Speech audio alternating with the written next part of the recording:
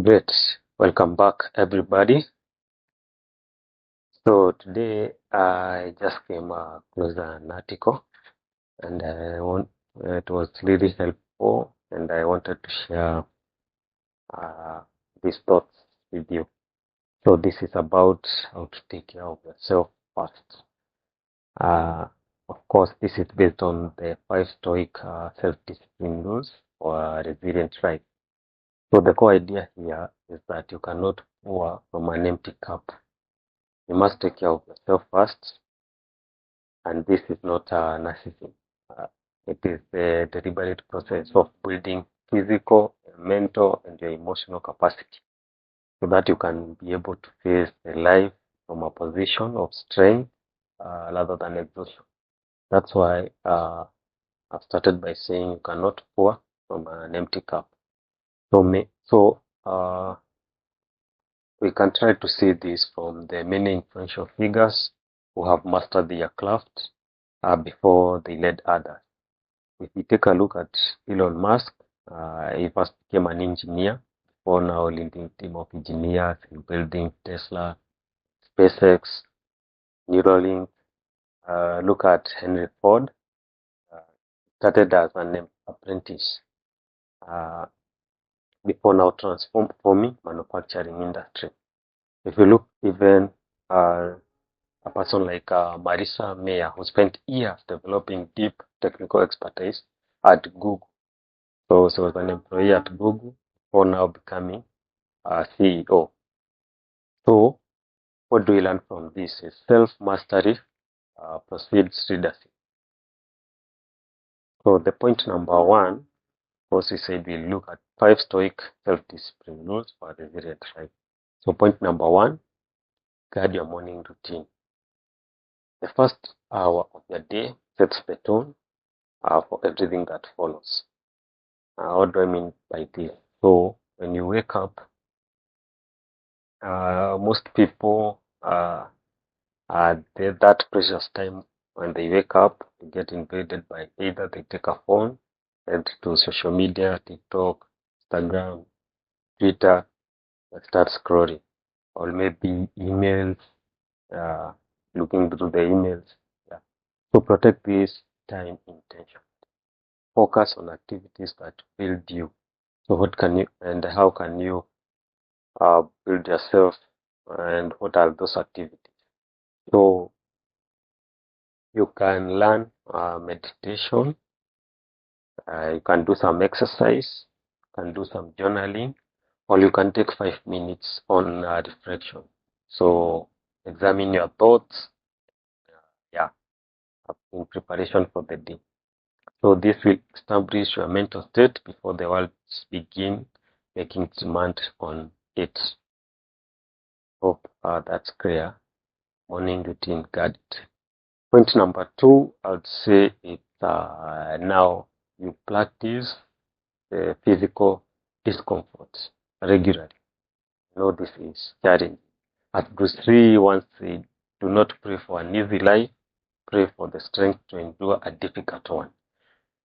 So, when you choose discomfort voluntarily, it loses its power over you when it arrives unexpectedly. What do I mean by this? So, I'm going to take you through examples where you can choose the discomfort voluntarily. Taking cold showers, cold exposure uh, through cold showers or plunges will strengthen your nervous system. Okay, so this comes in handy even when you go maybe to cold places. You have that mental resilience. Controlled hunger. So control hunger. You can do this by intermittent fasting. So this will build discipline. And also, these events help your body to regulate even the fat within your body. And also, some days you may go for a long time without food. Maybe you are somewhere remote, or you are going on a journey somewhere, or you are in a bus somewhere before you get Another point I would say is high intensity movement, such as lifting weights or challenging cardio. Of course, this is not an easy exercise because even on the next day you'll feel that the muscles are aching. Yeah? Okay, another point, listening to opposing views to build cognitive flexibility. So don't take it to the heart when maybe another person has an opposing view to yours, and don't expect everyone to have the same views as you have. Learn to listen to the other party, their views. Yeah, and this now you understand their point of view or POV as they say. Learn to tolerate boredom by limiting phone use, especially in the morning. So when you wake up, don't just reach your phone, go to the social media. Yeah, I know sometimes it may feel boring, but by tolerating that, uh, of course, now you'll find time to do better things like what you have said, meditation. Another key thing is practicing public speaking to build social confidence. Of course, when you start public speaking, there is that anxiety that you feel within you, and you don't want some butterflies. But practice makes perfect. As you do this a lot, you'll be better at public speaking, and then your social confidence will go through the roofs.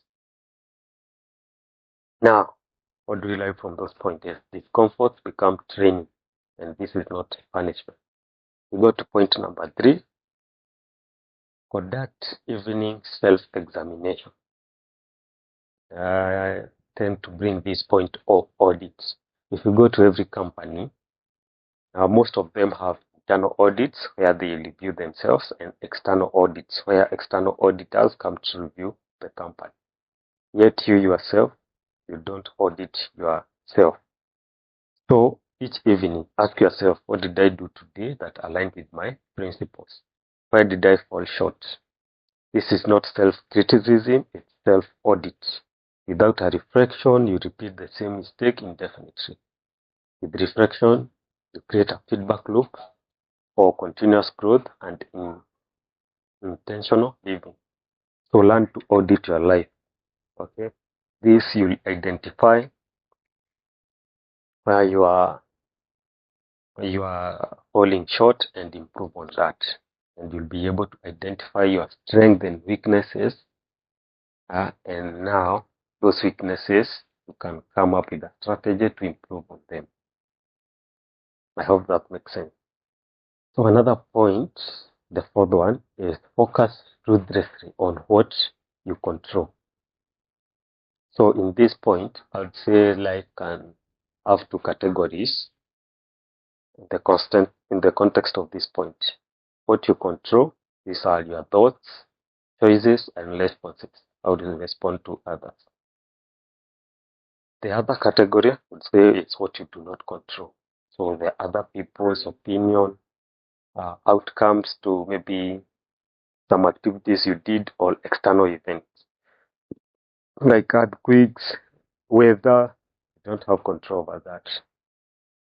And there is a point I would like to drive that most human miseries, most comes from focusing on uncontrollable. Let's see examples on that. You cannot control illness. So I cannot control whether I'll get sick. That is out of my hand. But I can control my health habits, what I eat, what I drink, my exercise. This will build my health. You cannot control other people's opinions or what they say, but you can control how you respond to what maybe they say about you or what they tell you. So that's by its innate. By innate, can you you have control over what you can respond to that. You cannot control the economy, yes, cannot control that, but you can control your financial decisions. after every month, maybe if you get salary or those who get money on a daily basis, weekly basis, do you have a plan after now you get paid? Or do you just start spending it? Say this, so you must have a plan, a budget to plan for that. That is something you have control over. So stop managing the unmanageable and direct that energy to focus on what truly matters. So the last point, and not the least, is viewing obstacles as a training. So Marcus Aurelius once said that the impediment to action advances action. What stands in the way stands the way. So every obstacle is an opportunity to practice virtue.